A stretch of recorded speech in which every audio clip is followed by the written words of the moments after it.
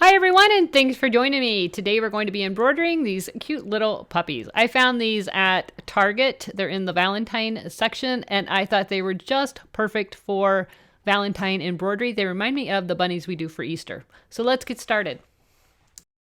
So we've got our two puppies. We've got the white one and the pink one. We're going to do the pink one on the multi-needle. We'll do this one on the single needle.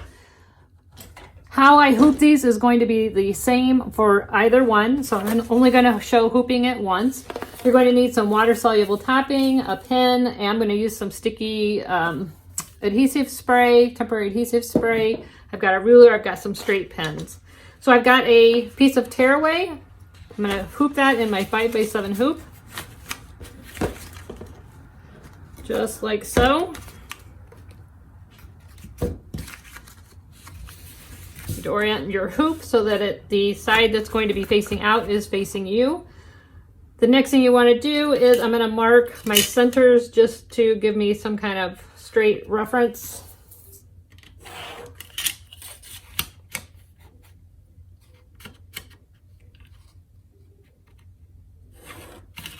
There we go. I'm going to use a little bit of temporary adhesive spray. You can use sticky stabilizer. I just prefer not to because it sticks to this fur and it's hard to get it off the back. So I'm just going to put a little bit right there on that center line and around it. Now I have gone ahead and printed out my name just for reference. So I'm going to try to even that or put that in parallel with my straight marks. And I want the dog facing me, so it's going to be out of the way from the machine. So that looks about right. Now I'm going to go ahead and reinforce outside of my stitching area with either pins or you can tape it.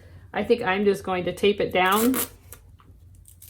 I don't know about you guys, but I have terrible time trying to pin through a stabilizer and back up. I always end up ripping it.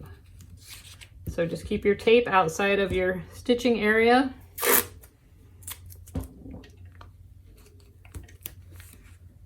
We're just trying to give it a little bit of more reinforcement to help it from, or keep it from moving.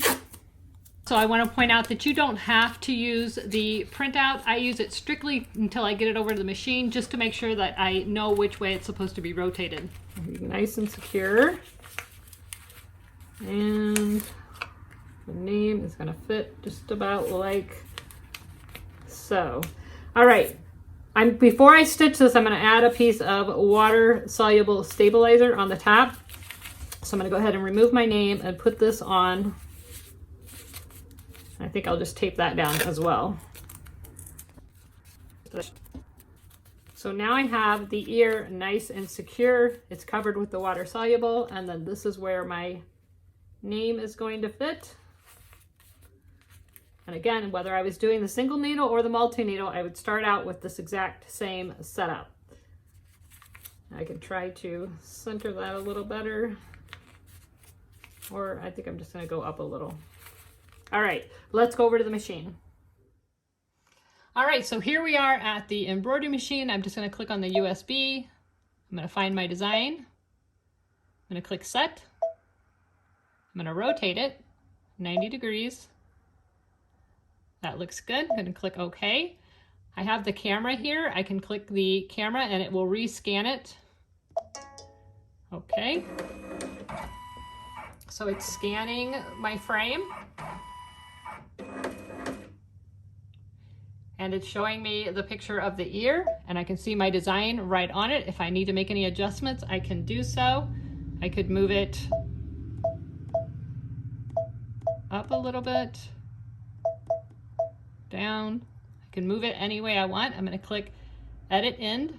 All right, now I can trace it, make sure it's going to be where I want it to be. I'm going to trace it. I'm holding the bunny here. I've got a chair here to keep him propped up.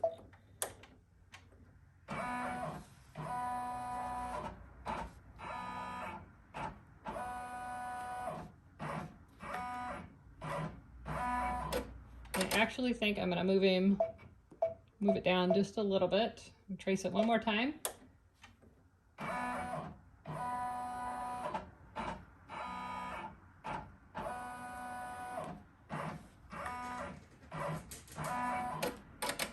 right, so it looks really good on the screen. Everything looks the way I want it. Okay, so everything looks good. We've traced it. We're gonna go to embroidery. I think I'm gonna do a light pink, which is going to be my needle number 5.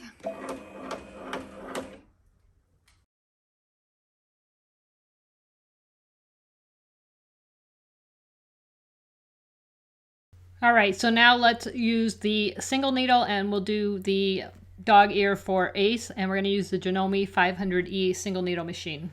I'm hooping it on a 7.9 by 7.9 hoop. All right, so here we are at my JANOME 500E. This is a single needle machine. We're going to go find our design by clicking on the file. We're going to click on the USB drive. We're going to click the up arrow, and then we're going to page over till we find the file. Here it is. It's going to move into place. All right, so it's into place.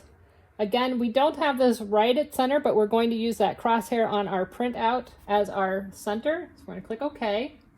So here, if you need to rotate it, depending on how your machine is set up, you're going to go ahead and click your rotate button. It is going in the direction that I want it to go. It's reading this way on the machine, and it's reading that way over there. That's exactly what I want. So from here, we need to adjust it so that this needle falls right on that crosshair. So I am going to, if you don't see it, you click on this one. It looks like a spool, and then it's got arrows. You click on that, and we can move. Oops, it would help if I hooped it. There we go. So we can move this so that that needle is right under the crosshair.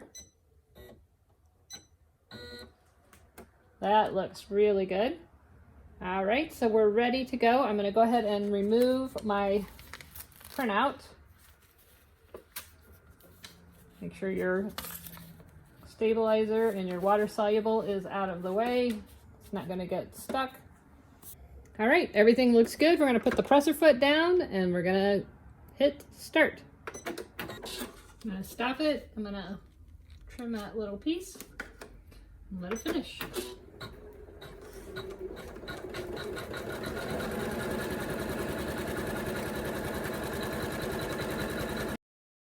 So when you're done, you just need to remove it from the stabilizer.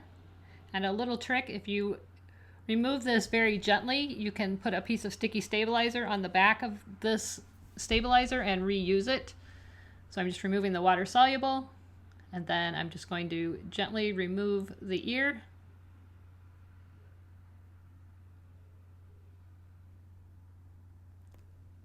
Just like that. And again, I could put a piece of sticky stabilizer right underneath that hoop and it would be ready to go for another project. So here I'm just removing the tearaway. You can see it does stitch all the way through the ear, but it looks just fine. Very clean. And here's what our finished ear looks like. That's the back and the front. Super cute. I hope you enjoyed this tutorial. If you did, please like, subscribe, and share. Don't forget to click that bell so that you're notified every time there's a new video. Thanks so much for watching, and as always, never stop making. See ya. Bye-bye.